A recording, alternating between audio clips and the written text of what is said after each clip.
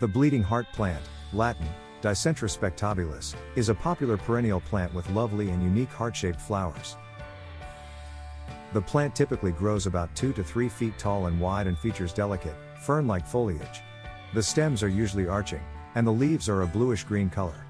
The flowers are the standout feature of this plant, hanging from the arching stems in rows of pink or white, heart-shaped blooms with a droplet-shaped tip that resembles a drop of blood. The plant does not have a noticeable fragrance. The bleeding heart plant is hardy in USDA growing zones 3 to 9, which means it can tolerate a wide range of temperatures and is well suited for many regions of the United States. The bleeding heart plant prefers to grow in rich, well-draining, consistently moist soil. It can tolerate some shade but will not thrive in full shade. During the growing season, it's essential to water the plant regularly, especially during drought.